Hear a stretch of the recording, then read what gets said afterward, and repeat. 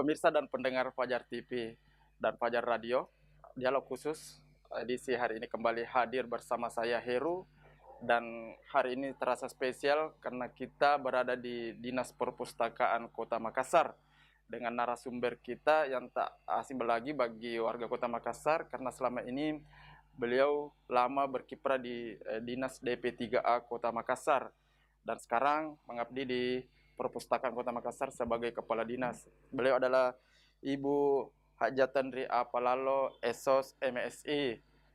Assalamualaikum Bu Tandri.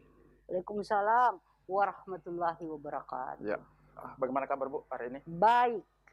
Ya, alhamdulillah. Kita berada di kantornya Ibu atau di perpustakaan ini?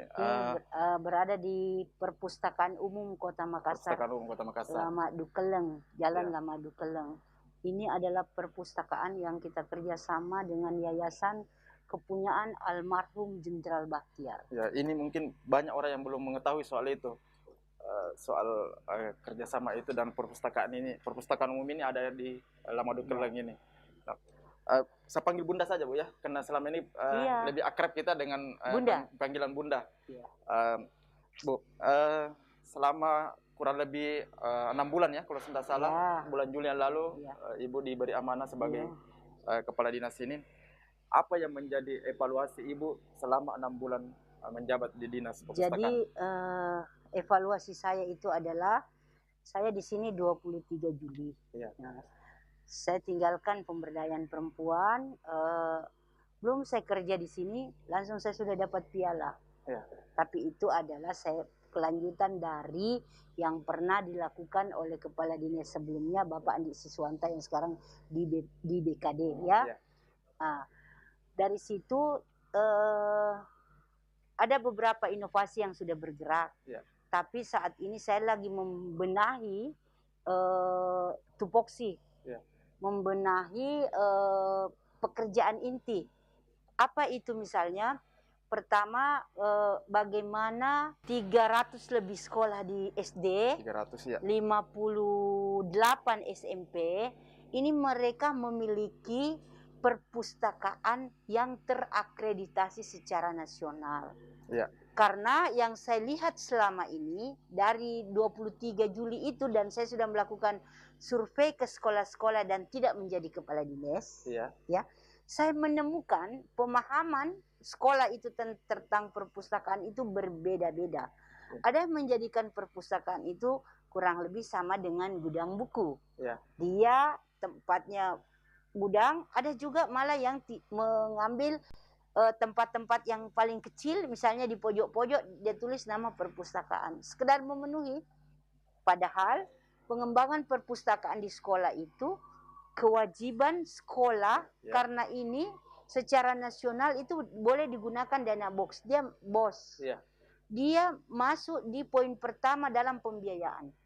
Jadi kemarin kami berdiskusi, kami koordinasi dengan Dinas Pendidikan, karena perpustakaan ini subkoordinasi dengan Dinas Pendidikan, kami berkoordinasi dengan Subpendidikan. Langkah apa yang kami akan tempuh untuk percepatan semua perpustakaan di Makassar itu bisa terakreditasi. Bapak Wali Kota Makassar, Muhammad Ramdan Pomanto dan Ibu Wawali, Fatmawati Rusdi, waktu persiapan wawancara dengan Kemenpan RB, disampaikan bahwa dalam tahun 2022 ini ditargetkan semua sekolah perpustakaannya terakreditasi. Nah, kedua, syarat untuk menjadi sekolah bintang 5 itu adalah harus perpustakaannya, salah satu syaratnya perpustakaannya terakreditasi. Bagaimana perpustakaan terakreditasi itu? Ada beberapa yang harus dipertimbangkan, ada beberapa yang harus dikerjakan, karena salah satunya adalah dia memiliki koleksi, sirkulasi di dalam itu bisa bergerak, ada inovasi dari sekolah. Nah, sekarang ini yang menonjol itu sudah ada 19 sekolah yang terakreditasi. Untuk SD? SD sama SMP. Ada 3 swasta. Swasta itu ada dari SMP Telkom, SD SMP Wahdah, yang di Antang sana, ya. dengan satu dari SD Angkatan Laut. Angkatan Laut. Dari berapa swasta itu, Bu? Tiga swasta, lainnya negeri. Maksud saya ini adalah dari berapa jumlah sekolah swasta di Kota Makassar untuk SD SMP? Kalau jumlahnya potensi perpustakaan yang kami akan garap sampai 5 tahun ke depan, kurang lebih 1.800 sekian. Tapi yang paling mendesak saat ini adalah bagaimana sekolah negeri dan sekolah swasta SD SMP dulu yang akan kami prioritas utamakan.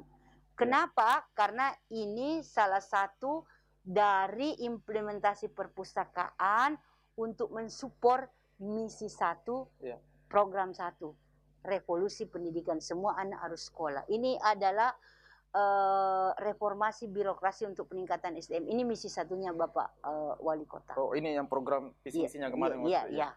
Karena kita kan bekerja harus standarnya dari visi misi. Itu RPJM-nya kami, RPJMD-nya Kota Makassar. Ya, menarik sekali. Bu, untuk SD tadi ini yang ada 300 sampai 5 SD ini sampai 58 SMP itu, apakah ini sebenarnya yang menjadi salah satu faktor sehingga mungkin misalnya lulusan kita itu masih kurang karena memang minat membacanya kurang dan sebagainya, kualitas mereka pada saat lulus. Kan kalau kita cerita kualitas, pasti kita cerita tentang baca, mendengar, baca, dengarkan, lihat Ki, kerjakan Ki. Nah, kami punya program namanya Inovasi Sentuh Pustaka. Sentuh Pustaka itu adalah rame-rame menghidupkan perpustakaan. Jadi kalau kita rame-rame menghidupkan perpustakaan, semua stakeholder harus ada di bagian itu. Dari sisi pemerintah, regulasinya, kemudian bagaimana masyarakatnya. Nah, di tempat kita ini, dari tiga-tiga ini kan kami sekarang mulai belajar dulu. Pemerintah bagaimana? Pemerintah pusat mengejar bagaimana indeks literasi naik. Caranya apa? Memastikan semua daerah memiliki dulu fasilitas. Kami mendapatkan fasilitas pembangunan perpustakaan di Jalan Kerung-Kerung ini sementara proses, itu APBN tahun 2021. Sekarang dalam proses pembangunannya. Kemudian saat ini kami telah berkoordinasi dengan DPRD Kota Makassar, bagaimana perpustakaan kami punya juga perda supaya ada landasan hukum, pijakannya lebih jelas. Selama ini kami selalu menggunakan peraturan nasional. Nah, diharapkan dalam penyusunan perda nanti ini bisa lebih mewakili spesifikasi daerah. Nah, ketiganya kami membangun jaringan. Misalnya sekarang ini kami ada namanya Komajib, komunitas pencinta ini, perpustakaan ini. Kami semua menghimpun anak-anak yang alumni jurusan komunikasi, anak-anak yang alumni perpustakaan, supaya mendaftar di sana karena mereka akan kami sertakan sebagai magang mandiri. Kalau mereka magang mandiri di sini, setelah dibina sampai 2 minggu, mereka kami akan salurkan ke sekolah-sekolah yang membutuhkan. Karena kendala terbesar yang dihadapi sekolah, mereka tidak punya tenaga pustakawan. Tenaga pustakawan itu yang mengerti bagaimana sirkulasi di perpustakaan. Mulai dari kalau ada buku, mengklasifikasi, kemudian memasukkan di digital, bagaimana mengaksesnya, bagaimana kartu perpustakaan yang harus kami perbaharui mengikuti sistem yang dilaksanakan oleh pusat. Perpustakaan nasional itu kan semua orang yang berdik bisa akses langsung memiliki kartu perpustakaan, karena kartu NIK itu juga yang jadi kartu induk di perpustakaan. Menarik sekali, Bu. Bentar setelah ini, Bu, kita akan bahas soal perda tadi, bagaimana mekanisme perdanya nanti seperti apa mengatur ini. Tapi setelah itu kita jeda iklan dulu berikut ini.